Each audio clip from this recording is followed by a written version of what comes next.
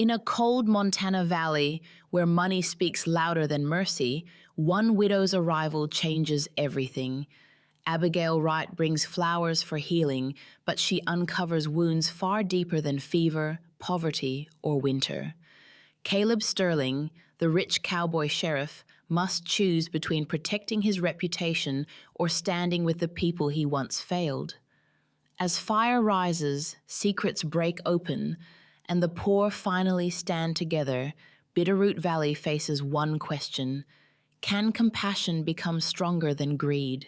If you enjoyed this story, give it a like, leave a heartfelt comment. Caleb Sterling lit the lantern at 4:48 in the morning. He did it because the darkness was too heavy to carry alone. The glass was clean. The wick was trimmed. He liked things in order because his soul was a mess.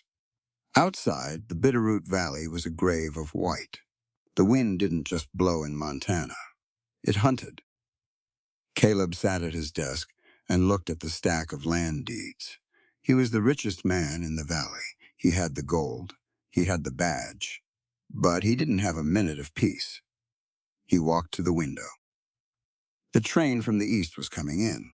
It hissed steam into the freezing air, a great iron beast screaming against the silence. "Elias," Caleb said as his deputy stepped into the office. "She's here, Caleb." "The widow. She's on that platform right now." Caleb didn't move. His heart hit his ribs like a trapped bird. "Is she carrying anything?" "A crate of dried weeds. Flowers, I think. She looks like a ghost in a wool coat." Caleb grabbed his hat. He felt the weight of the silver star on his chest. It felt like lead. "Listen to me, Elias," Caleb said, stopping at the door. "People think the law is just a set of rules written in a dusty book. They're wrong. The law is supposed to be a shield for the weak, not a club for the strong. If we use our power to ignore the suffering of a woman standing in the cold, then we aren't lawmen. We're just high-priced bullies." Elias nodded. He'd heard Caleb's sermons before. But this one sounded like a confession. They stepped out onto the boardwalk. The wood groaned under their boots. The air was so cold it turned a man's breath into a shroud. There she was, Abigail Wright. She stood by her crate. She wasn't begging, she was waiting. Her hands were tucked into her sleeves, but her chin was held high. She was selling everlastings, flowers dried so they wouldn't die in the frost. Lavender, yarrow, sage. Caleb approached her. Every step felt like he was walking toward the gallows. He had killed her husband 4 years ago in the dark. He had pulled the trigger on an innocent man because he was too fast with his gun and too slow with his head. "Ma'am," Caleb said. He touched the brim of his hat. Abigail looked at him. Her eyes were the color of autumn leaves after a rain. She didn't know him. Not yet. To her, he was just the law. "I'm selling medicinal herbs, Sheriff," she said. Her voice was steady, despite the blue tint on her lips. "They help.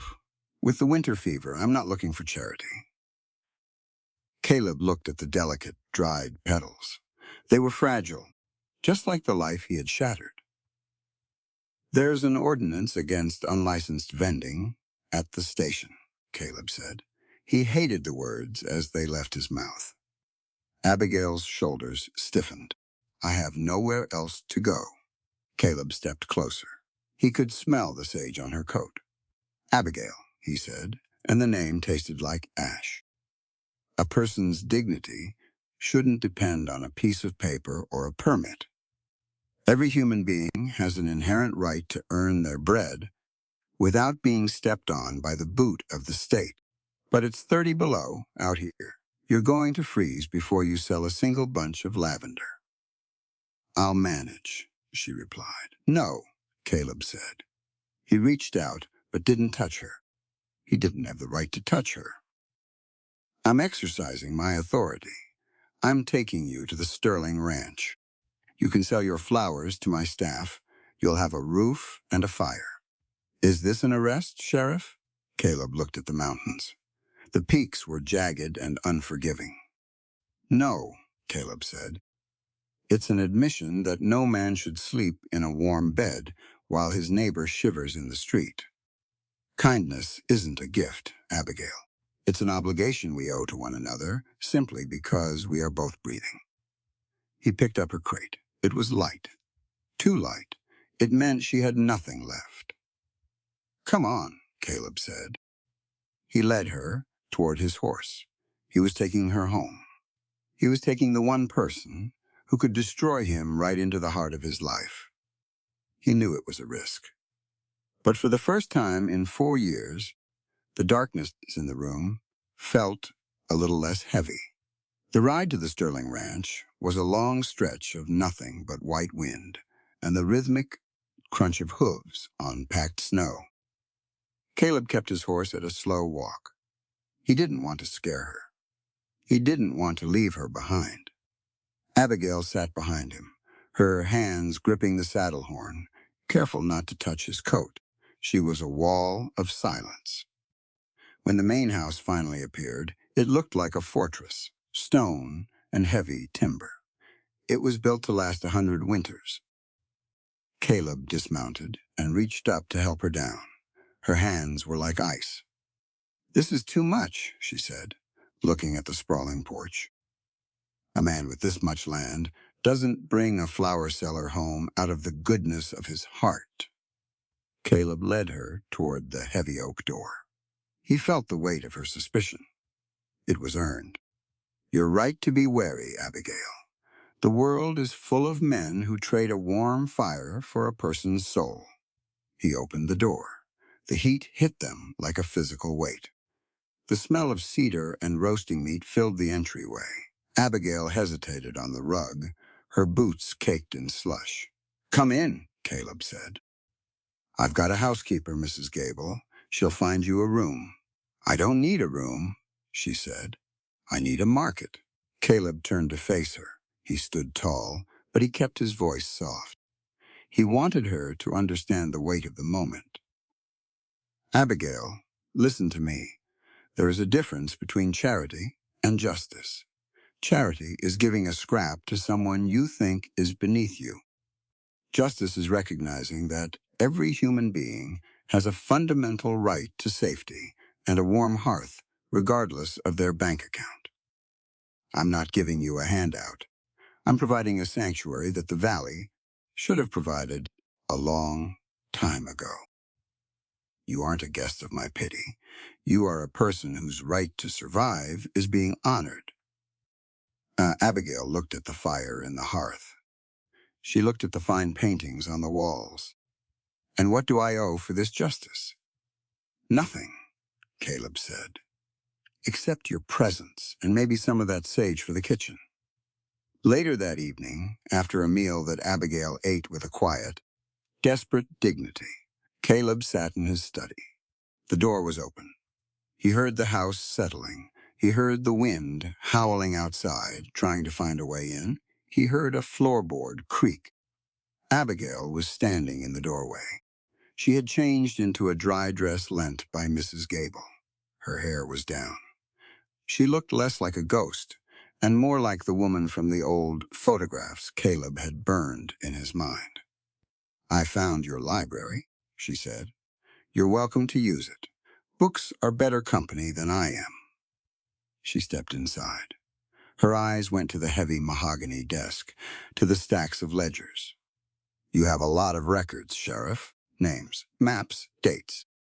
Running a ranch this size is mostly paperwork," Caleb lied. Abigail walked to a shelf and ran a finger along the spines of the books. "Education is the only property that can't be seized by a debt collector, isn't it? My father used to say that. He said that a person who can read the law is a person who can't be easily lied to by those who write it. That's why the powerful always try to keep the books locked away from the people who need them most." Caleb felt a chill that had nothing to do with the weather. "Your father was a wise man." "He was a man who lost everything, Because he couldn't read the fine print in a contract, she said. Her voice was flat, sharp. I don't intend to repeat his mistakes. She looked at a ledger on the corner of the desk. It was the one from 1874. Caleb's heart skipped a beat. I'll leave you to your work, she said. She turned and left. Caleb sat in the silence she left behind. He realized then that he hadn't just brought a widow into his house. He had brought an auditor. He had brought the one person with the eyes to see the blood on the ledgers he had tried so hard to balance. The next morning was even colder. The frost on the inside of the windows was thick enough to carve. Caleb found Abigail in the library again. She hadn't waited for an invitation. She was sitting in the sunlight, a stack of old town records on her lap. Caleb stood in the doorway, a mug of coffee in his hand. He watched her. She read with a focus that was intimidating. She wasn't just skimming. She was searching. You're up early, Caleb said. The sun doesn't wait for permission, she replied. She didn't look up. Neither does the truth. Caleb walked over and set a second mug on the small table beside her. He noticed a yellowed envelope tucked into the crook of her arm. It was old. The wax seal was cracked. What's that? He asked. Abigail finally looked up. Her eyes were hard. I found it tucked behind the geography books. It's addressed to me. It's in Daniel's handwriting. Caleb felt the room tilt. He knew that letter. He had found it in Daniel's pocket the night he died. He had kept it. He had hidden it because he was a coward. He had told himself he was protecting her, but he knew he was only protecting his own skin. Abigail? She stood up. The papers slid off her lap and scattered on the floor. You had this for 4 years, didn't you? You took a piece of my husband's heart, and you kept it in a dark corner. Do you understand that withholding the words of the dead from the living is a theft of the soul? Every person has a right to their own history. When you hide a letter like this, you aren't just keeping a secret. You are stealing my right to say goodbye. You are denying me the closure that is part of my basic human dignity. Caleb couldn't look away. The truth was out now. It was standing in the middle of his room, demanding an account. I was afraid, Caleb said.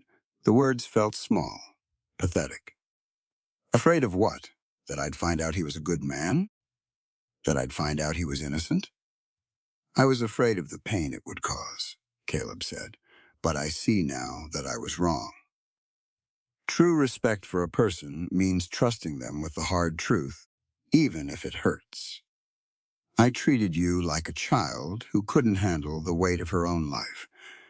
That was an insult to your character and a violation of your rights. I thought I was being kind, but I was just being a thief. Abigail opened the letter. Her hands shook, but her face was like stone. She read it in silence. Caleb watched the tears form in her eyes, but they didn't fall. The letter wasn't just a goodbye. It was a warning. Daniel had written about Silas Thorne, about the land, about the threats. He knew, Abigail whispered. He knew they were coming for him. Yes, Caleb said, and you were the one who met him in the dark. You were the one Thorne sent. Caleb took a breath. This was it, the moment the house started to crumble. I didn't know it was him. Thorne told me there was a thief, a dangerous man. I was fast. Abigail. I was a young man with a badge and a sense of self-righteousness that blinded me. Abigail stepped toward him. She held the letter up between them like a weapon. You say you believe in justice, Sheriff. You say you believe in human rights. But justice isn't a speech you give on a porch. Justice is what you do when the lights go out and nobody is watching. It's the choice you make between your pride and a man's life. You chose your pride. And you've been living in this big house built on top of that choice ever since. Caleb stood there, stripped of his gold and his ranch and his excuses. He was just a man in a quiet room, facing the wreckage he had made. "I can't change the past, Abigail," he said, "but I won't hide from it anymore." "We'll see," she said. She tucked the letter into her bodice. A man's character isn't judged by how he admits his sins. It's judged by how he works to fix the world he broke. If you want my respect, don't give me coffee and a warm room. Give me the truth about Silas Thorne. Give me back the name of my husband. She walked past him, her head high, leaving Caleb alone with the ghosts of his library. He realized then that the rich cowboy hadn't just changed her life. She had begun the slow, painful work of changing his, and the bill for his sins was finally coming due. The storm broke on the third day, leaving behind a world so white it hurt to look at. The wind had died down, replaced by a silence so thick you could hear the frost snapping the pine branches in the distance. Caleb knew they couldn't stay inside the library forever. The house was starting to feel like a pressure cooker, and Abigail's eyes were getting sharper every time she looked at him. "You need to know the land," Caleb said at breakfast. "Not just from a map. You need to see where the fences are. You need to see where the water runs." Abigail looked at her coffee. "I can walk, not in 3 feet of snow. And not if you want to see the North Ridge. We're going on horseback." "I don't know how to ride, Sheriff. In the East, we had carriages. Or we walked. I wasn't raised to sit atop a 1,000 pounds of muscle and impulse." Caleb stood up and grabbed his shearling coat. "Then today is the day you learn. Independence in the West is tied to your ability to move. If you can't move, you're just a prisoner with a view." They went out to the barn. The air was crisp, tasting of ozone and ice. Inside, the smell of hay and warm leather was a relief. Caleb led out a buckskin mare named Willow. She was old, steady, and had a temperament like a Sunday afternoon. Abigail stood 5 feet away, her arms crossed. She looked at the horse like it was a mountain she wasn't sure she wanted to climb. "Step up to her, Abigail," Caleb said.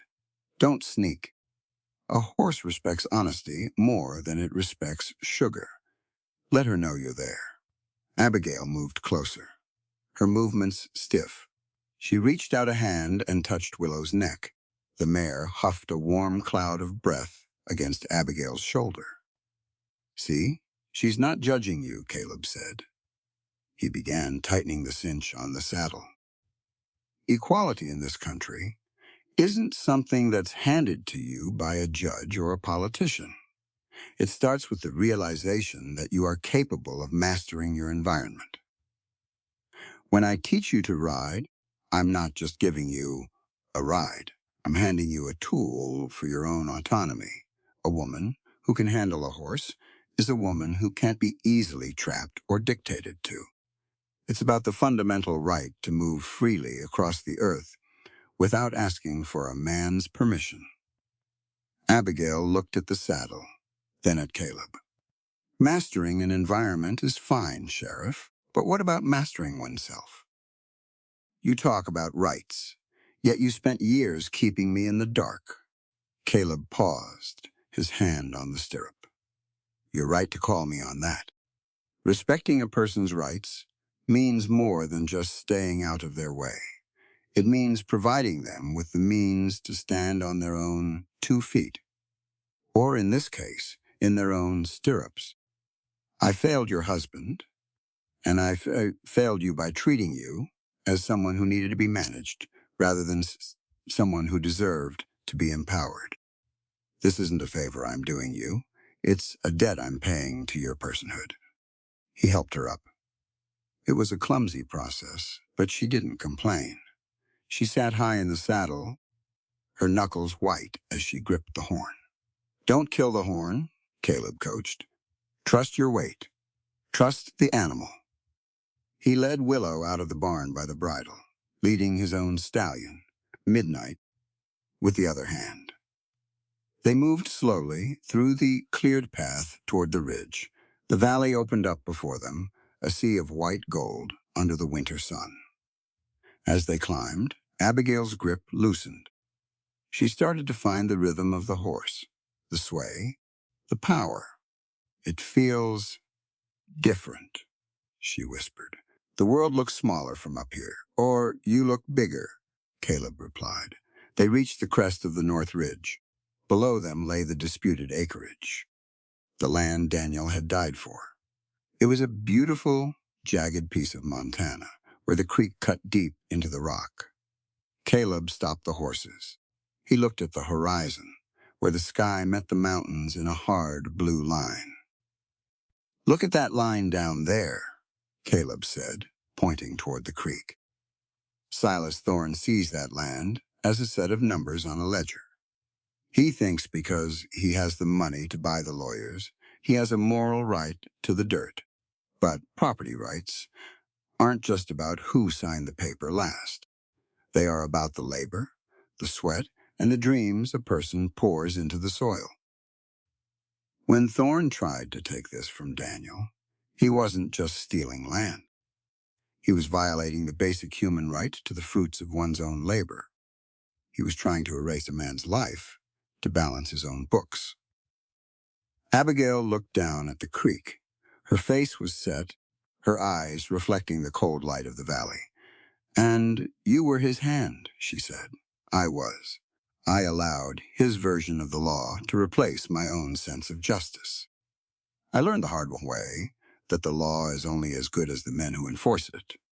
If a law is used to crush the poor and enrich the greedy, it isn't law anymore. It's a crime with a seal on it. We have a duty to stand against that, not because it's easy, but because the dignity of every person in this valley depends on the law being a shield, not a sword.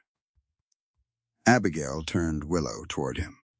She looked more at home in the saddle now. The fear was gone, replaced by something colder and more dangerous. You talk a lot about dignity now, Caleb Sterling, she said, but dignity is like the snow. It looks pure until you start walking through it. Then you see all the mud underneath. I'm not trying to hide the mud anymore, Abigail. Good, she said. Flicking the reins with a newfound confidence Caleb hadn't expected to see so soon. Because I intend to walk through every bit of it until I find what Silas Thorne did. And if you're standing in my way, I'll ride right over you. Caleb watched her as she started the descent. She was a fast learner. Too fast, maybe. He had given her the horse, and he had given her the words. And now he had to live with the fact that he had given her the power to destroy him. He followed her down the ridge, the sun setting behind them.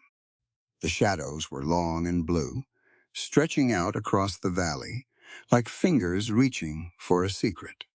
Caleb realized that the lesson wasn't just for Abigail. He was learning that you can't give someone their rights in small, safe doses. Once you open the door to justice, you have to be prepared for the wind that comes howling through it.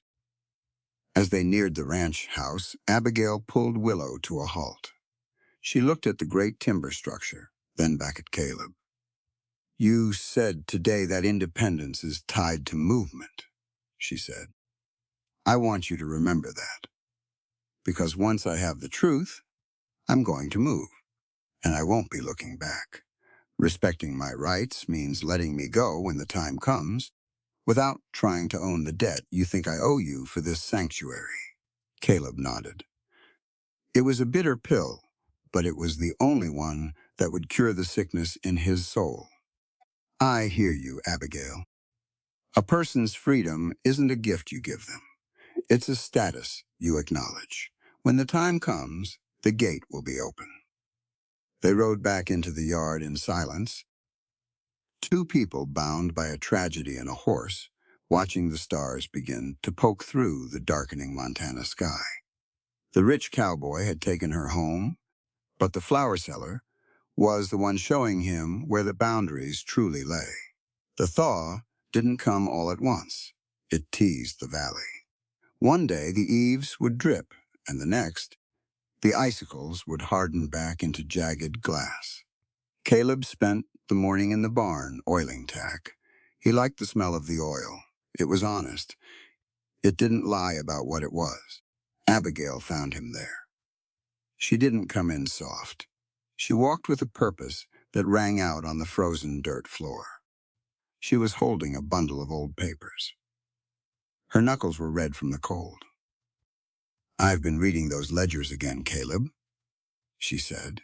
She didn't call him sheriff anymore. It made him feel exposed. Caleb stopped his work. He wiped his hands on a rag. "And what did the numbers tell you?" "They told me that Silas Thorne didn't just want the creek," she said. She spread the papers out on a flat-grain trunk. "He wanted the whole ridge, but Daniel's claim was the anchor. If Daniel didn't sell, the others wouldn't either. Thorne couldn't build his timber mill without that water right." Caleb stepped closer. He looked at the maps. He saw the lines Thorne had drawn in red ink. They looked like scars. "Thorne is a man who believes the world is a map he can redraw," Caleb said. "He operates on the idea that wealth gives him a superior claim to the earth. But we have to remember something important. Human rights are not a commodity to be traded. A person's right to their home and their livelihood is inherent. It isn't something a rich man can buy, or a poor man should have to sell just to satisfy someone else's greed." When Thorne decided that his profit was more important than Daniel's life, he wasn't just being a businessman. He was being a tyrant. Abigail looked at him, her eyes burning. "And you helped him.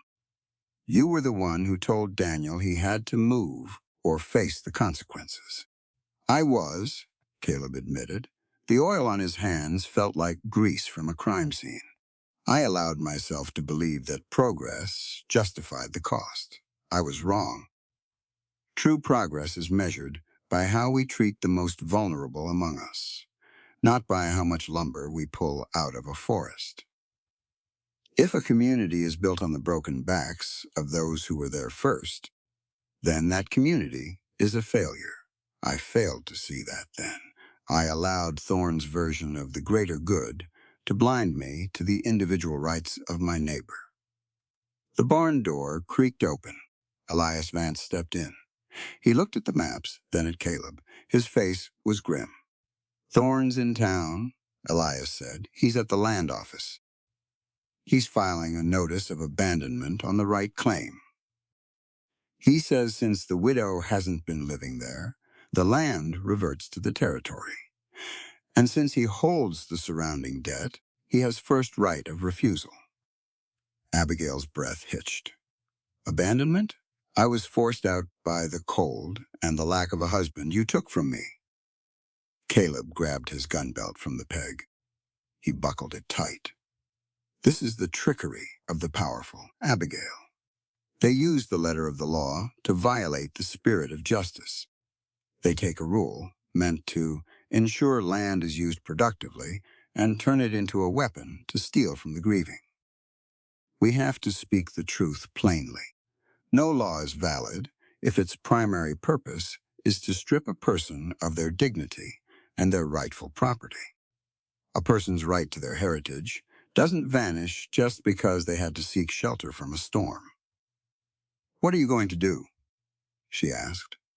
"I'm going to town," Caleb said. "And you're coming with me. If we're going to fight Thorne, we do it in the light.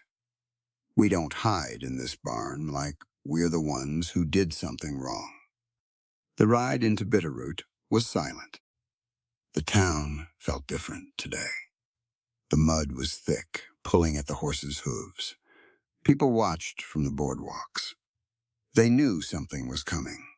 They could smell it in the damp air. They reached the land office. Silas Thorne's carriage was parked out front. It was black, polished to a shine that looked out of place against the gray Montana slush. Inside, the office was cramped. It smelled of old paper and tobacco. Silas Thorne sat in a chair by the stove. He was a big man, wrapped in a coat of wolf fur. He looked like he owned the air everyone else was breathing. "Sheriff," Thorne said. His voice was like a slow-moving river. "I see you've brought the florist." Abigail stepped forward. She didn't wait for Caleb to speak. "My name is Abigail Wright, and the land you're trying to steal is mine." Thorne smiled. It didn't reach his eyes. "The law is a cold thing, Mrs. Wright. It doesn't care about feelings. It cares about occupancy." Caleb stepped between them. He felt the cold steel of his badge against his chest. "The law isn't a puppet for your bank account, Silas. We have to be clear about what's happening here. Respect for human rights means recognizing that every person is entitled to the due process of law, not just the process that fits your schedule. You can't manufacture a vacancy by creating a tragedy. Every individual has an equal right to be heard and to defend their property against those who would use their influence to bypass the rules." Thorne stood up. He was taller than he looked sitting down. "You've changed your tune, Sterling. A few years ago, you were happy to see that ridge cleared." "I grew up," Caleb said. "I learned that a man's value isn't found in his cooperation with the powerful. It's found in his willingness to stand up for the principle that every person is born with certain rights that no amount of money can override. You see a timber mill, Silas. I see a woman whose life was nearly erased by your ambition. And I'm telling you now, the law in this valley is going to start protecting the people it was meant to serve, starting with Abigail." Thorne looked at Caleb, then at Abigail. He picked up his hat. "Principles don't build towns, Sheriff. Money does. And money has a very long memory." He walked out, the bell on the door ringing with a sharp, final sound. Abigail looked at the clerk, who was staring at his desk as if it were the most interesting thing in the world. She turned to Caleb. Her face was pale, but her hand didn't shake. "He's not going to stop," she said. "No," Caleb replied. "But that's why we have to be louder than he is.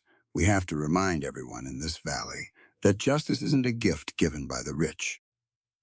It's a right that belongs to everyone by virtue of their humanity.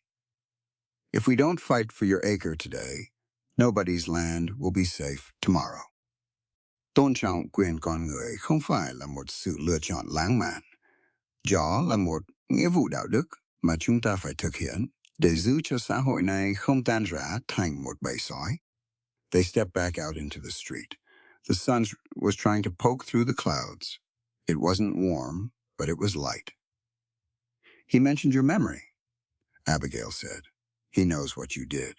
"I know he does," Caleb said, "and that's why this has to be done.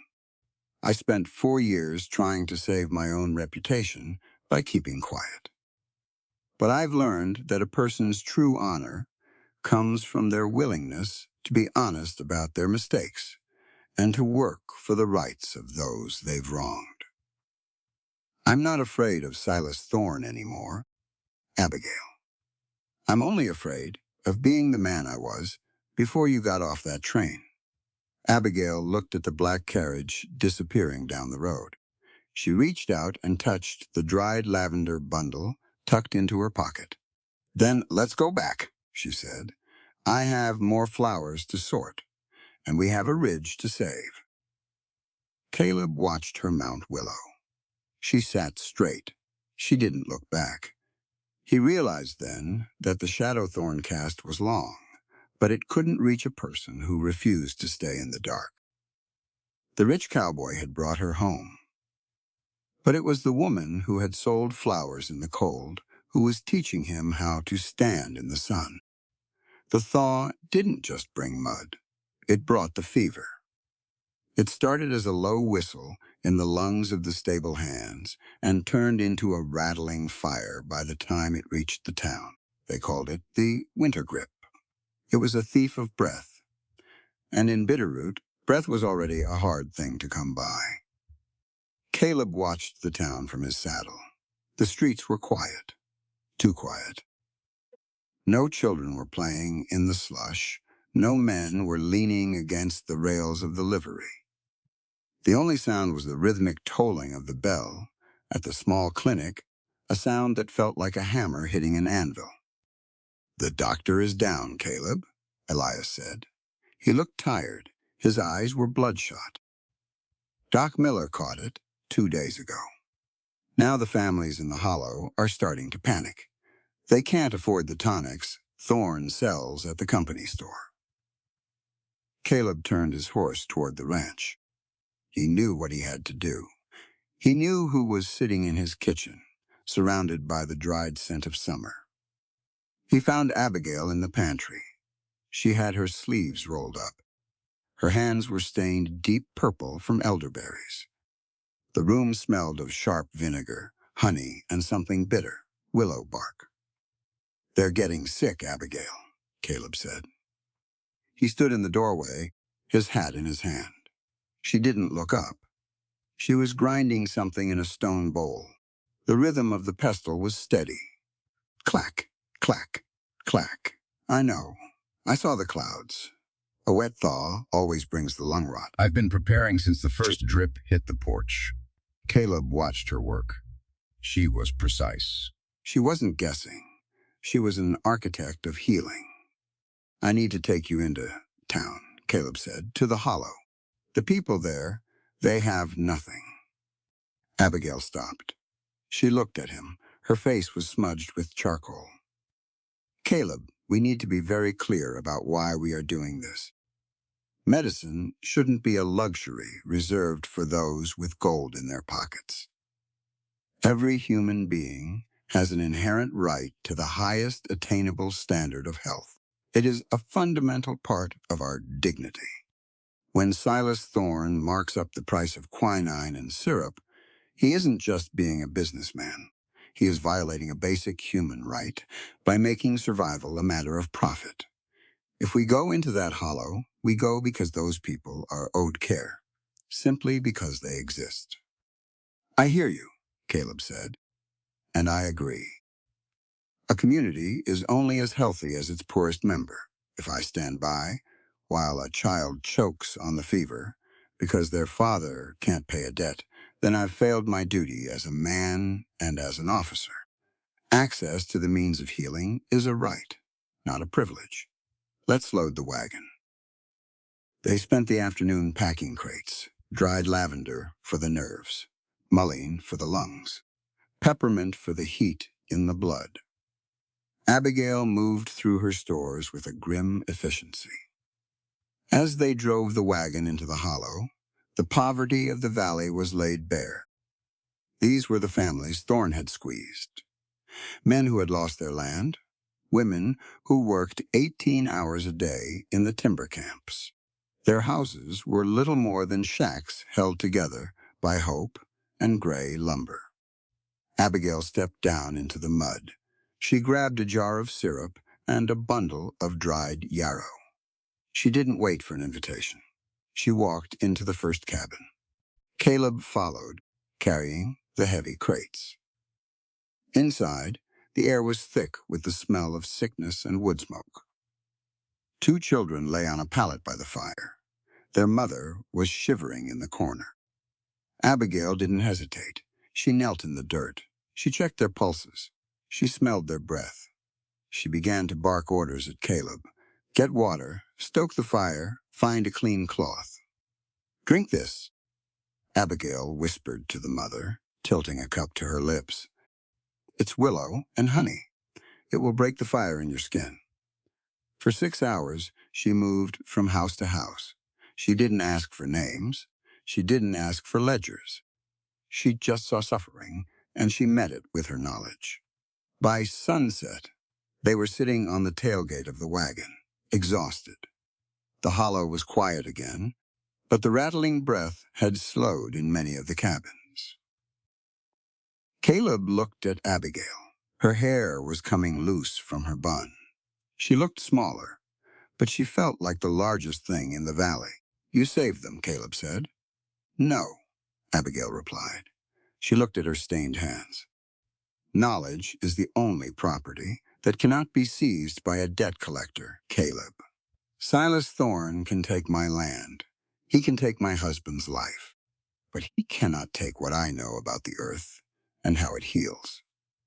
I want you to understand that education is a human right. When we keep people ignorant, we keep them enslaved to the powerful. If these families knew what grew in their own backyards, Thorne wouldn't have half the power over them that he does. My goal isn't just to heal them today. It's to teach them so they never have to rely on a man like Thorne for their lives ever again." "You're a teacher too," Caleb said. "A teacher is just a person who believes that everyone has the right to the truth," she said. A group of local girls had gathered near the wagon, watching her with wide, curious eyes. Abigail beckoned them over. She picked up a bunch of dried mullein. "Look at this leaf," Abigail said to the girls. Her voice was rhythmic, patient. "This grows in the ditches. People call it a weed. But it is a gift. I want you to learn its name. I want you to learn how to dry it, because your mind is your own territory. Every bit of information you gain is a fence you build against those who would try to tell you that you are worth less than a rich man. You have a right to know the world you live in. Don't ever let anyone tell you that learning is for someone else." The girls touched the soft, fuzzy leaves. They looked at Abigail as if she were a queen. Caleb realized then that Thorne was right to be afraid of her. Thorne could handle a man with a gun. He couldn't handle a woman with a plan and a sense of justice. As they drove back toward the ranch, the stars began to poke through the gray veil of the sky. The cold was returning, but it felt different. It felt like a challenge rather than a threat. "Thorne will hear about this," Caleb said. "Let him," Abigail replied. "He thinks power is about who owns the dirt. He doesn't understand that true power is the realization of one's own dignity. Once these people, they have a right to be healthy and a right to be informed, he loses his grip. You can't own a person who knows their own value. That is the lesson I'm going to sell in this cold valley until every person hears it." Caleb reached out and took the reins with one hand, resting the other near her on the seat. He didn't touch her, but he felt the heat of her resolve. "I'm learning, Abigail. I used to think my job was to keep the peace. Now I see that peace without justice is just a quiet form of oppression. We have a duty to ensure that every individual's rights are respected, whether it's their right to land or their right to a breath of air. I stood by for too long. I see that now, and I'm not going to stand by anymore." "Good," she said. She leaned back against the wagon seat, her eyes fixed on the North Star, because the fever is just the beginning. The real sickness in this valley is the idea that some people matter more than others. And that's a fever that takes a long time to break. They rode on in the rhythmic creak of the wagon. The rich cowboy had brought the flour seller home to save his conscience, but she had taken him into the mud to save his soul. And as the Bitterroot Valley slept fitfully, under the weight of the winter grip, a small spark of something new was beginning to glow in the hollow. A realization that the medicine of the poor wasn't just found in the flowers, but in the truth that they were equal to any man who walked the earth. The silence in the Sterling ranch house was usually a comfort. It was the sound of a big machine at rest. But that afternoon, the silence felt like a held breath. Caleb had ridden out to the north line to check on a downed fence. Mrs. Gable was in the root cellar. Abigail was alone in the library. She wasn't looking for trouble. She was looking for a ledger on cattle weights. She wanted to understand the ranch's economics so she could better argue against Thorne's claim of unproductive land. She moved a stack of dusty law books on the bottom shelf. That's when she saw it. A thin, gray folder. It was tucked behind the heavy binding of a book on territorial statutes. It didn't belong there. It was marked Internal Review, Confidential. Abigail sat on the floor. The wood was cold, but she didn't feel it. She opened the folder.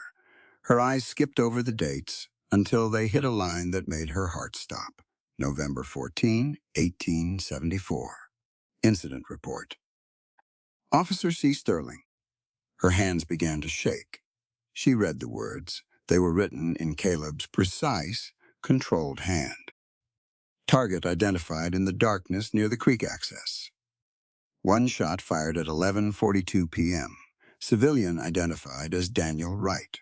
No weapon found on scene. I took the shot based on an unverified report from S. Thorne. I accept full responsibility for this error in judgment. The room seemed to tilt. The scent of the lavender in her pocket turned sour. She had spent weeks in this house. She had eaten his bread. She had ridden his horses. She had started to see the man behind the badge, a man she thought was just a victim of Thorne's lies. But the paper didn't lie. Caleb hadn't just been there. He was the one. He was the hand that took Daniel's future. He was the reason she had spent 4 years selling flowers in the cold. She didn't cry. She felt a cold, sharp fire rising in her chest. It was the fire of a person who had been robbed twice, once of a husband and once of the truth. The front door opened. Boots rang out on the hardwood. Caleb. He was whistling a low, lonesome tune. He stopped at the library door. He saw her sitting on the floor. He saw the gray folder in her lap. The whistle died. The color drained from his face. He looked like a man who had just seen the ghost of himself. "Abigail," he said. His voice was a whisper. She stood up. She held the folder against her chest. "You knew," she said. Her voice was like a knife blade on ice. "Every time you looked at me, every time you taught me to ride or told me about justice, you knew you were the one who put the bullet in him. You sat across from me at dinner and watched me grieve a man you killed." Caleb stepped into the room. He reached out a hand, then pulled it back as if the air around her was burning. "I tried to tell you. I tried a dozen times. But you didn't," Abigail said. "And we need to talk about why that matters. A person's right to the truth is the very foundation of their freedom. When you withheld this from me, you were stripping me of my right to make an informed choice about my own life. You kept me here under the guise of protection, but you were really keeping me in a prison of ignorance. You didn't give me shelter, Caleb. You gave me a lie to live in. That is a violation of my dignity that no amount of warm soup or soft beds can ever fix." Caleb leaned against the doorframe. He looked old. He looked broken. "You're right," he said. "I told myself I was protecting you from a truth that would break you. But I see now that was just another lie I told myself to save my own skin. True accountability isn't just about feeling guilty when you're alone in the dark. It's about the courage to acknowledge another person's right, to see the whole truth, especially when that truth makes you the villain in their story. I denied you your right to the facts because I was afraid of losing the version of me that you had started to trust. I never trusted you," she lied. Her voice cracked. "I trusted the man I thought you were trying to become." "I was trying," Caleb said, "but you can't build a new life on a foundation of secrets. I know that now. Integrity isn't about being perfect. It's about the radical honesty required to own your actions. By hiding this report, I was continuing the injustice I started 4 years ago.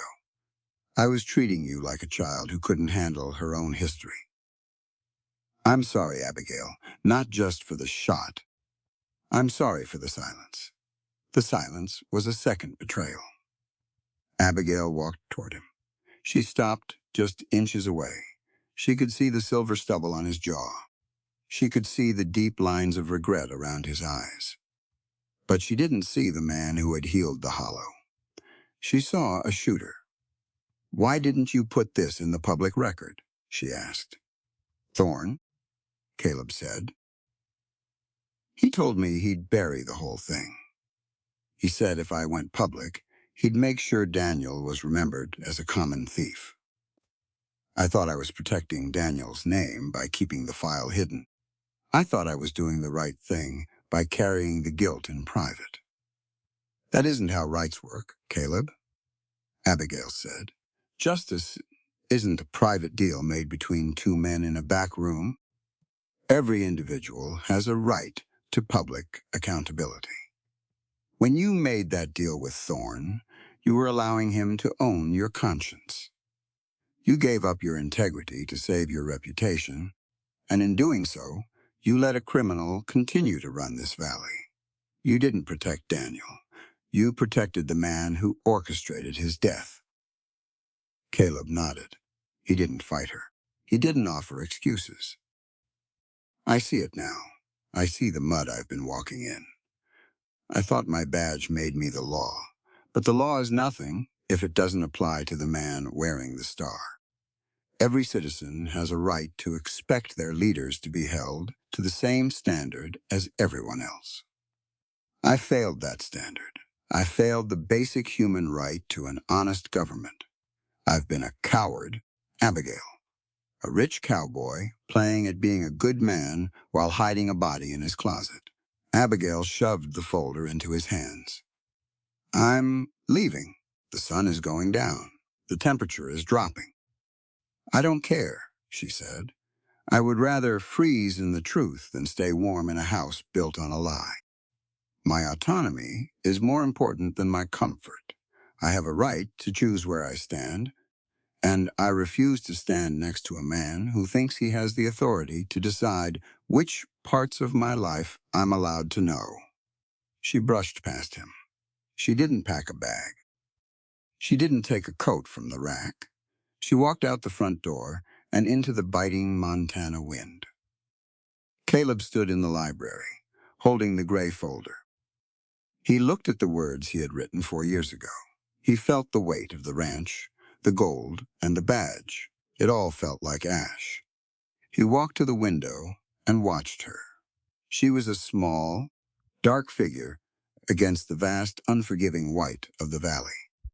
She was walking toward the town, toward the cold, toward an uncertain future. She's right, Elias, Caleb said as his deputy appeared in the hallway, his face full of concern. A person's dignity isn't something you can protect by lying to them. It's something you honor by telling them the truth and letting them decide their own path. I've spent years trying to manage the consequences of my mistakes. It's time I started respecting the rights of the people I hurt, even if it means I lose everything. Elias looked at the folder. What are you going to do? I'm going to finish the job, Caleb said. I'm going to take this report to the circuit judge. I'm going to tell the truth, publicly and completely. Because the people of this valley have a right to a sheriff who isn't owned by a man like Silas Thorne. And Abigail has a right to see the man who killed her husband face the music. It's the only way to give her back the power I stole. He grabbed his hat and followed her into the cold. He didn't go to bring her back. He went to make sure she reached the town alive. He went to be the shadow that protected her, even if she never looked back. The rich cowboy had taken her home to change her life, but it was the truth that had finally changed his. And as the wind howled through the Bitterroot Valley, the silence was finally broken. The flowers in the cold were gone, replaced by the hard, sharp reality of a woman who knew her value and a man who was finally learning his. The walk into Bitterroot was a long one. The wind didn't care about a man's regrets. It just bit through the wool and searched for the bone. Caleb didn't try to catch up to Abigail. He didn't have the right to stop her walk. He just followed the dark shape of her in the distance. He made sure she reached the lights of the boarding house. He saw her go inside. He saw the door close. Then he turned toward the courthouse. It was late. The lamps were low, but Judge Miller was still in his office, smelling of old tobacco and law books. He looked up when Caleb walked in. He saw the gray folder in Caleb's hand. He saw the look in Caleb's eyes.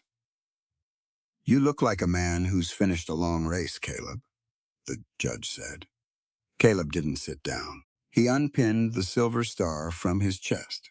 He set it on the judge's desk. It made a small, sharp sound. Clink. "I'm handing you this star, Judge," Caleb said. His voice was steady. It was the steadiest it had been in 4 years. "I'm doing it because a badge is only a piece of tin if it's pinned over a secret. Every citizen in this territory has a right to a government that is transparent and honest. That isn't a favor the state does for the people. It's a fundamental right of the governed to know the truth about those who lead them. I've held this office while hiding a crime. By doing that, I've been violating the trust that is the bedrock of our community's rights." Judge Miller picked up the star. He turned it over in his hand. "This is about the right business, isn't it? Silas Thorne has been whispering about it for years." "It's not just about Thorne," Caleb said. "It's about the fact that justice isn't a private deal made between powerful men. It's a public debt. Every individual has a right to see the law applied equally, regardless of whether the man who broke it wears a star or a wolf fur coat. I'm turning myself in. I'm giving you my confession. I want a public hearing. I want the people of this valley to know that their rights to accountability are more important than my reputation." The judge looked at the gray folder. He looked at Caleb. "You'll lose the ranch, son. You'll lose everything." "I lost my soul 4 years ago, Judge," Caleb said. "I'm just trying to buy back a piece of it with the truth." Restorative justice isn't about just sitting in a cell. It's about the active work of making things right for the person who was harmed. I've lived in luxury while Abigail Wright sold flowers in the cold. That's a moral imbalance that the law has to fix. My right to my property shouldn't exist if that property was protected by a lie. Caleb left the courthouse. He didn't go back to the ranch. He went to Mrs. Harper's boarding house. He sat on the porch. He waited for the sun to come up. He waited for the one person he couldn't look in the eye. When the door finally opened, Abigail was wrapped in a borrowed shawl. She saw him sitting there. She didn't turn away. She walked to the edge of the porch and looked out at the street. "I gave it back," Caleb said. "The star and the secret. The judge has the report. There will be a hearing on Monday." Abigail sat on the swing. It creaked. "Ee-er, ee-er." "Why now, Caleb?" "Because I realized that my guilt was a second prison for you," Caleb said. He looked at her, really looked at her. "I saw that I was treating my own comfort as more important than your right to justice. We have to be clear about this. Accountability is a form of respect. By hiding the truth, I was telling you that you didn't matter enough to know the facts of your own life. I was denying you your dignity as an equal human being. I'm not asking for your forgiveness today. Forgiveness is a gift you give yourself. I'm giving you the truth because it's a right you are owed. Abigail watched a freight wagon roll past. The driver cracked a whip. The sound echoed off the buildings. "You're going to lose the Sterling Ranch," she said. "It's just dirt and wood, Abigail. Restoring a person's dignity is worth more than any acreage. Every human being has a right to be seen and heard, especially when they've been wronged by the people in power. If I have to lose my house to ensure that your right to the truth is honored, then that's a trade I'm willing to make. Justice isn't about balancing a ledger. It's about recognizing the inherent value of the person standing across from you." Abigail leaned her head against the chain of the swing. Her eyes were tired, but the fire was gone. It had been replaced by a quiet, heavy peace. "Silas Thorne won't let this go," she said. "I know," Caleb replied, "but Thorne doesn't understand that power isn't about who has the biggest gun. It's about who has the most integrity. Once the truth is public, his power over me vanishes. A person who is honest has nothing left to hide, and a person with nothing to hide cannot be blackmailed. I'm claiming my right to be an honest man again, Abigail. It's the only way I can be worthy of standing in the same valley as you."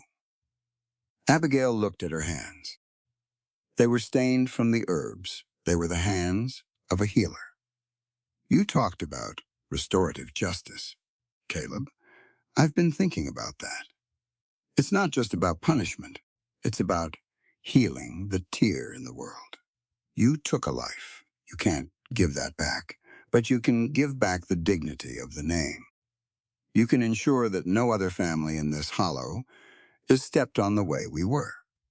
That is the only way to truly honor the rights of the people you've hurt."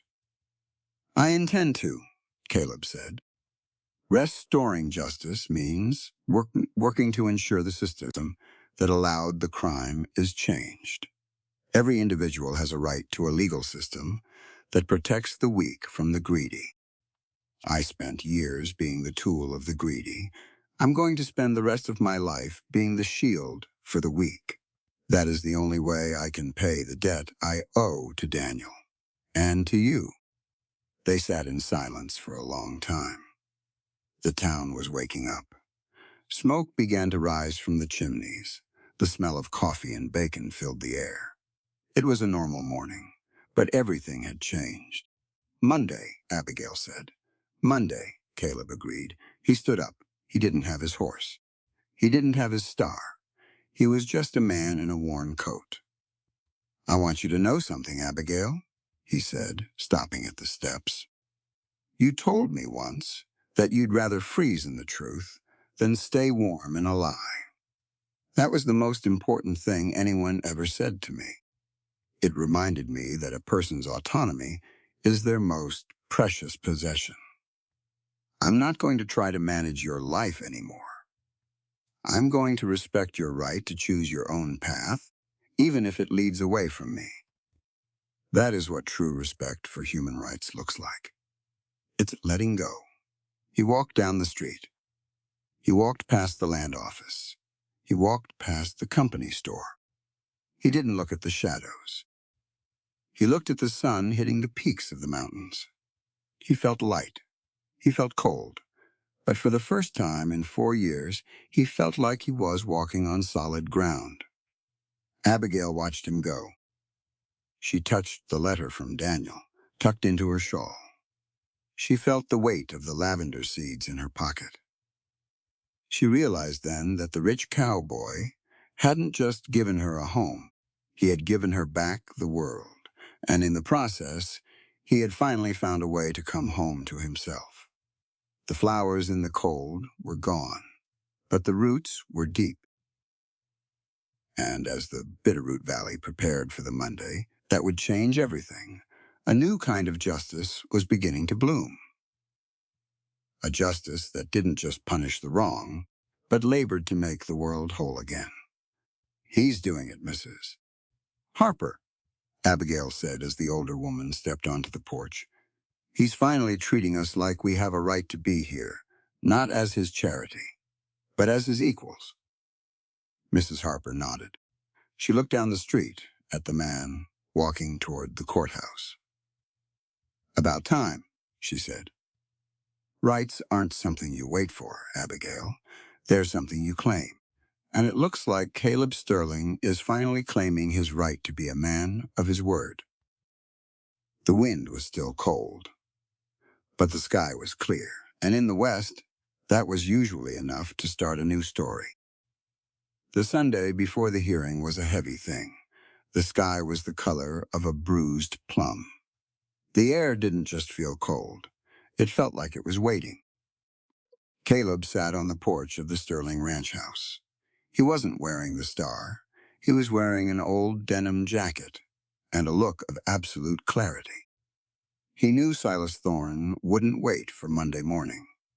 Men like Thorne didn't trust judges. They trusted fire. They trusted lead. They trusted the silence that followed a dead witness. The sound of a horse came up the drive. It wasn't the rhythmic gallop of a messenger. It was a steady, determined trot. Caleb stood up. He recognized the buckskin mare. Abigail Wright pulled Willow to a stop. She had a shotgun slung over her shoulder and a leather satchel full of dried herbs hanging from her saddle. She looked at Caleb. She looked at the house. "You should be at the boarding house," Caleb said. "The boarding house has thin walls," Abigail replied. She dismounted. Her boots hit the frozen ground with a sharp thud. "If the truth is going to be defended, I want to be standing on the dirt it belongs to. This ridge is mine, Caleb. And I'm not letting a man like Thorne burn my history just because he's afraid of a courtroom." Caleb looked at her. He saw the fire in her eyes. It was a different kind of fire than the one he expected tonight. "Abigail, we need to be clear about the choice we're making. Standing your ground isn't just about property. It's about the fundamental right to safety and the right to defend one's personhood against those who use violence to license the law. If we stay here, we are asserting that our lives and our rights are not negotiable. We are saying that the dignity of an individual is worth more than the convenience of a tyrant. I don't want you in the crossfire, but I won't deny you your right to stand." "I'm not a guest here anymore, Caleb," she said. "I am a citizen. And a citizen has a duty to protect the community from those who think they are above it. Silas Thorne thinks he can own the future by erasing the past. But he forgets that a community is a circle of protection, not a ladder for one man to climb. We are stronger together because our rights are tied to one another. If his boots can crush me, they can crush anyone. That is why I'm staying." They spent the evening preparing. Caleb checked the perimeter. Ias arrived an hour later, bringing 3 men from the hollow, men Abigail had healed. They didn't have fancy rifles. They had old fowling pieces and a sense of debt that went deeper than money. "The town is watching, Caleb," Elias said. "Thorne's men are drinking at the saloon. They aren't hiding it. They think they can finish this before the sun comes up." Abigail was in the kitchen. She wasn't cooking. She was burning bundles of dried sage and pepper root in small iron pots. The smell was sharp, acrid. It caught in the back of the throat. "What is that?" Caleb asked. "A distraction," Abigail said. "Violence isn't the only way to meet an enemy. Sometimes, the best way to defend a right is to use your intelligence to level the playing field. This smoke will sting their eyes and cloud their vision. It's a reminder that the world has its own ways of fighting back. I want these men to know that they aren't just fighting a sheriff and a widow. They are fighting a truth that won't be choked out." Midnight came with a sudden, sharp silence. The wind died. Then the first orange glow appeared at the hayshed. "Fire!" Elias shouted. Gunshots shattered the night. Pop, pop, pop.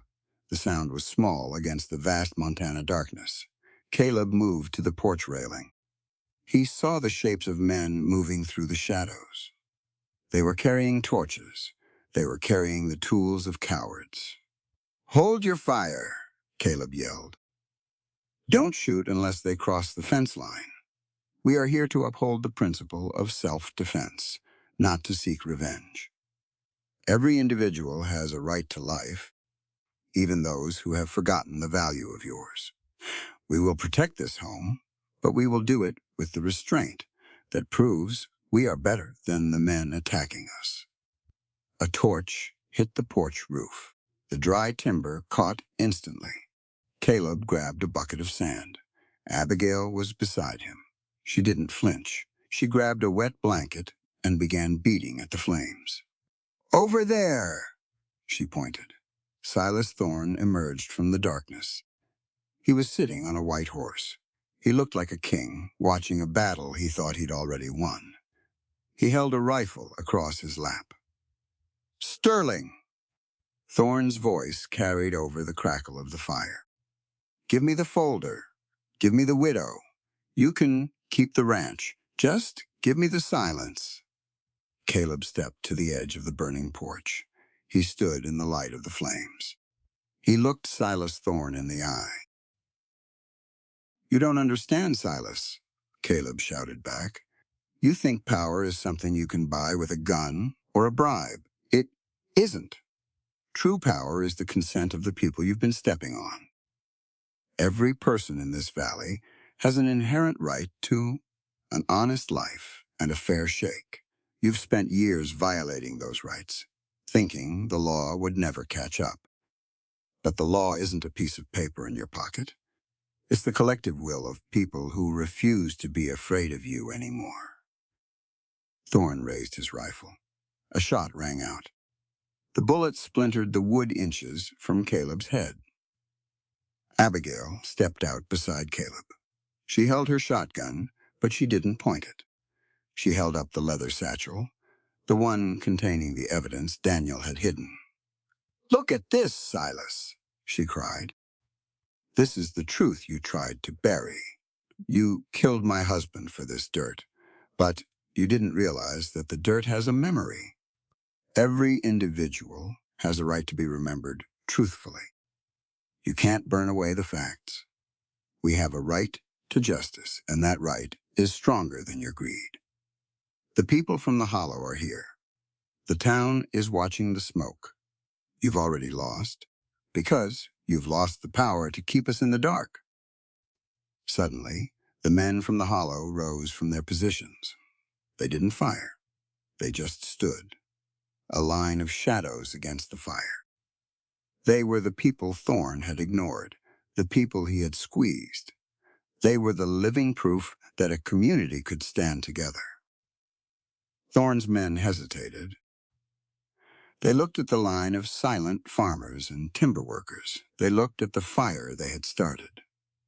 They looked at the sheriff who had given up his star to tell the truth. One by one, they lowered their torches. They weren't soldiers. They were hired hands who realized they were on the wrong side of history. "Get back to work," Thorne screamed. "I pay you to finish this." "No." "Silas," Caleb said. He walked down the porch steps. He ignored the heat. "They're realizing that their own dignity is worth more than your payroll. Every person has a right to follow their conscience. You can't buy a man's soul forever.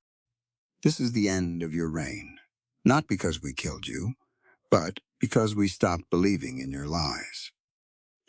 Ownership isn't just about a deed. It's about the moral right to occupy a space in peace, and you've forfeited that right." Thorne looked at his men. He looked at the line of shadows. He looked at Abigail Wright, standing tall in the firelight. He saw the world he had built, a world of fear and loops, collapsing. He didn't fire. He couldn't. He was a man who only knew how to lead the afraid. And suddenly, no one was afraid. "Elias," Caleb said quietly, "take his weapon, not as a sheriff. as a citizen making an arrest for the safety of the community. Elias walked over. He took the rifle. Thorne didn't resist. He sat on his white horse, looking small and gray in the dying light of the porch fire. The fire was put out. The ranch house was charred, but it was still standing. The sun began to peek over the Bitterroot Range, turning the smoke into a hazy, golden mist. Caleb and Abigail stood together in the yard. They were covered in soot. They were exhausted, but they were standing. "You did it, Abigail," Caleb said. "No," she replied. "We did it. We proved that justice isn't a gift given by the powerful. It's a right that is claimed by the brave. Every human being has a right to fight for their place in the sun. We just showed this valley how to do it without becoming the monster we were fighting. That is, the real victory." Tôn trọng quyền con người và quyền bình đẳng không chỉ là những lời nói suông trên giấy, đó là hành động đứng vững khi người khác muốn bạn quỳ xuống. Hôm nay, chúng ta đã khẳng định quyền được sống trong sự thật của mọi người. Caleb looked at the charred porch. He looked at the ridge. Restoring justice means rebuilding what was broken. I'm going to spend the next few months fixing this house. And then I'm going to help the families in the hollow fix theirs. Because a rich man's responsibility isn't to accumulate more. It's to ensure that the rights of his neighbors are as secure as his own. Integrity as a lifelong labor. Abigail, I'm just getting started. Abigail touched his arm. It was the first time she had touched him by choice. A person's character is a garden, Caleb. It takes a lot of weeding, but I think the flowers might finally have a chance to grow in this valley. Not just the dried ones, the real ones. The rich cowboy and the flower seller watched as the wagons arrived from town. People coming to help, people coming to see the truth. The stand at Bitterroot was over, but the story of their equality was just beginning. And as the Monday morning sun finally rose, the shadows were long, but they were no longer thorns. They belonged to the people who had earned their right to stand in the light. The hearing didn't take place in the courthouse. There were too many people. The miners from the North Ridge, the families from the Hollow, even the shopkeepers who had spent years looking the other way. They all showed up. They gathered in the town square under the wide blue canopy of a Montana morning. It was a day for the truth to breathe. Caleb stood on the steps of the land office. He didn't have a lawyer. He didn't have a script. He just had the gray folder and the heavy silence of a man who was done with secrets. Judge Miller sat at a small folding table. He looked at Silas Thorne, then at Caleb. "Caleb Sterling," the judge said, "you have requested a public accounting. The floor is yours." Caleb looked out at the crowd. He saw Abigail standing at the back. She wasn't hiding. She was wearing her wool coat, but she had a sprig of fresh green willow tucked into her lapel. "I stand here today to settle a debt," Caleb began. His voice carried across the square, hitting the brick walls of the saloon and echoing back. "For 4 years, I allowed this valley to believe a lie. I let a man's memory be tarnished to protect my own peace of mind. But I've learned that the peace of a leader cannot be built on the silence of the wronged. Every individual in this territory has an inherent right to the truth. This isn't a gift I'm giving you today. It is a right you are owed by the very fact of your citizenship and your humanity. Accountability is the only price worth paying for the freedom we all claim to cherish." He read the report. Every word. He told them about the darkness, the shot, and the deal he made with Silas Thorne. He didn't make himself a victim. He made himself an accomplice. When he finished, the square was so quiet you could hear the meltwater dripping from the eaves of the general store.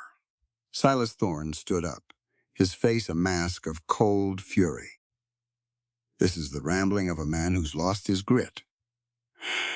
You're going to destroy this town's stability for the sake of a dead squatter? Caleb looked at Thorne. He didn't feel anger. He felt a strange kind of pity.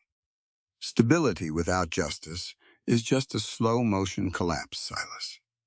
We have to speak this out loud so the children listening will remember it.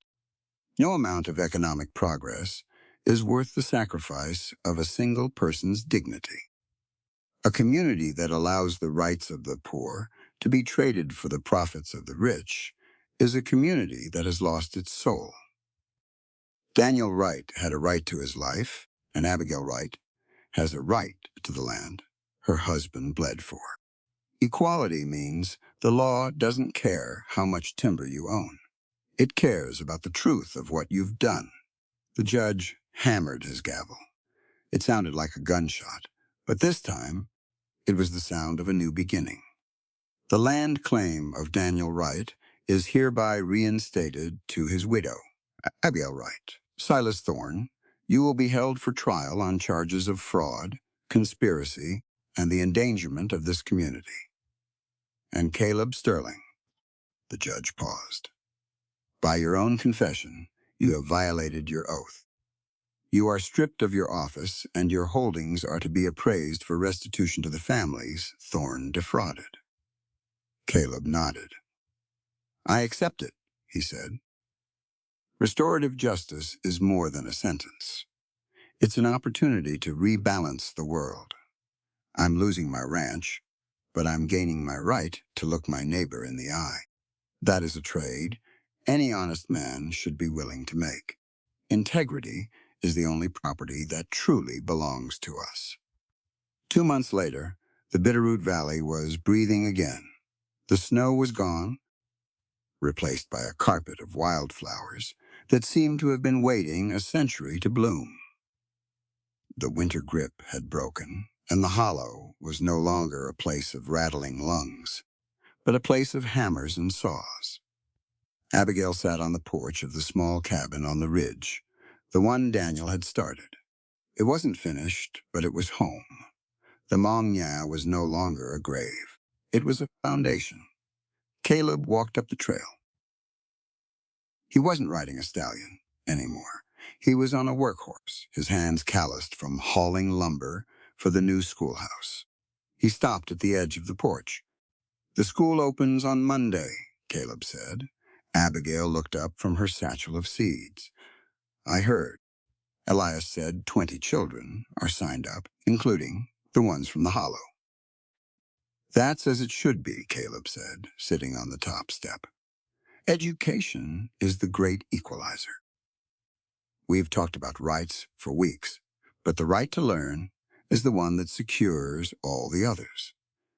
If a person can read the law, they can defend their own dignity. I want those children to grow up knowing that their minds are their own territory. No one can own a person who knows how to think for themselves.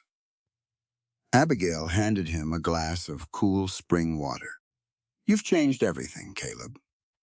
Not just the ledgers. You've changed how this valley sees itself. People are starting to understand that compassion isn't a sign of weakness. It's the highest form of strength.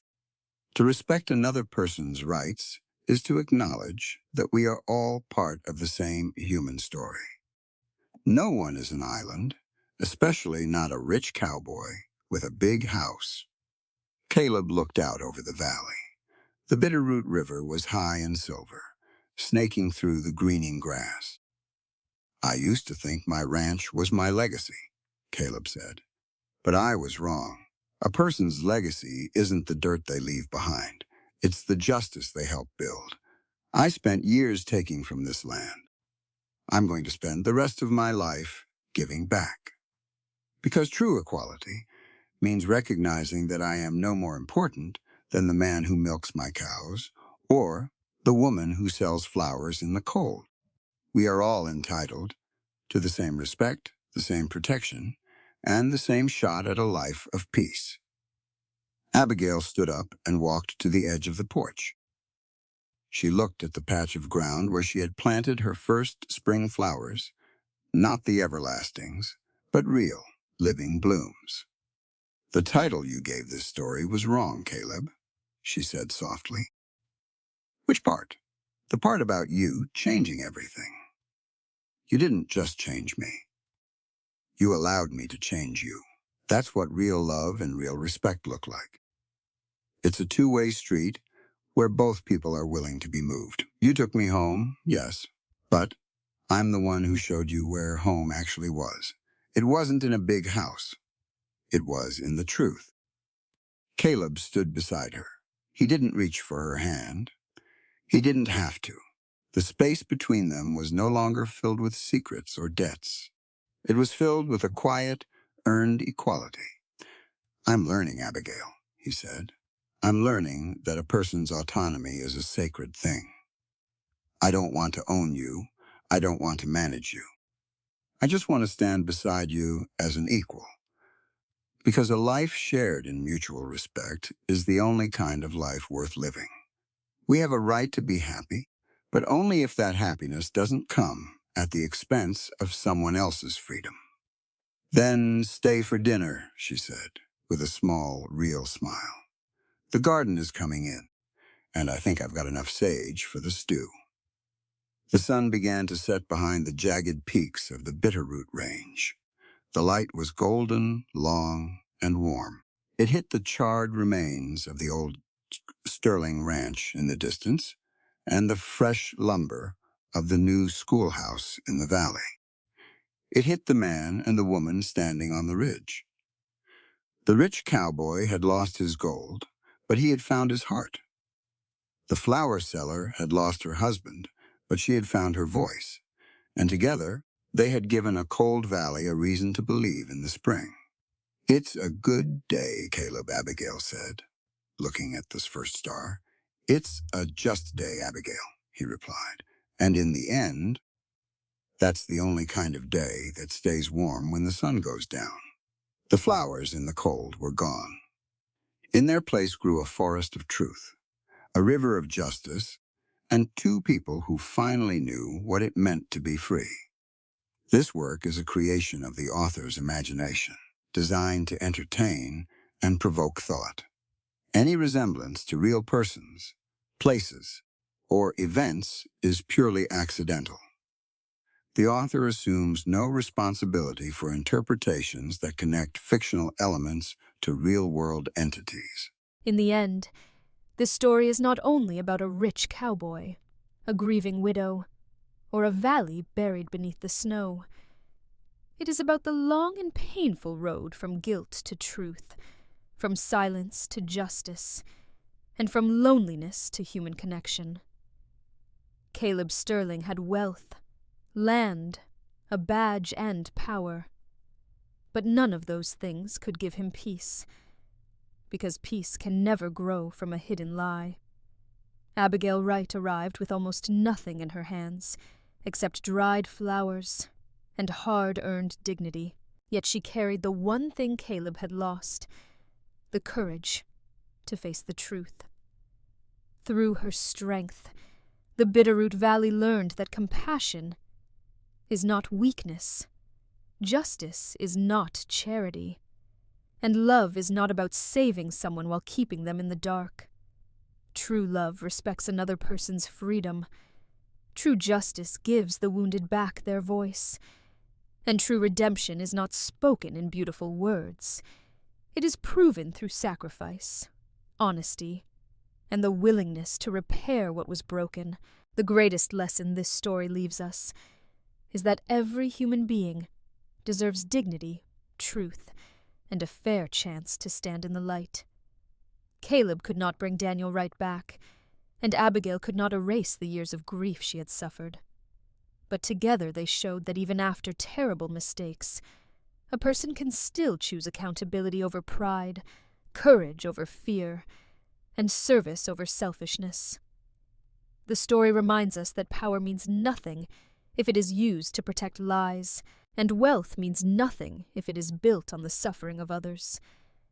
A badge, A ranch, or a good name, only has value when it is used to defend the weak, shelter the forgotten, and restore justice to those who have been wronged. Abigail's journey teaches us that pain does not have to make a person bitter. It can make them brave. She came to the valley as a widow selling flowers in the cold, but she became a voice for truth, healing, and equality. Her knowledge of herbs helped cure the sick, but her courage helped heal something even deeper, the sickness of a community that had forgotten the value of its poorest people.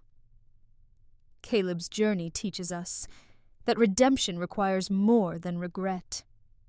It requires public honesty, humility, and the strength to lose everything false in order to gain something real. By giving up his badge, his reputation, and his comfort, he finally became the man he had only pretended to be. So perhaps the meaning of this story is simple, but powerful. No winter is strong enough to bury the truth forever, and no heart is too broken to grow again when justice is allowed to bloom. In a harsh world, kindness is not a small thing. It is a duty. Compassion is not just a feeling, it is an action. And forgiveness, when it comes, must never be demanded. It must be earned through a life changed by truth. The flowers in the cold remind us that even in the most unforgiving places, something beautiful can survive. And when people choose honesty, mercy, and courage, even a valley ruled by fear can become a home where justice finally takes root.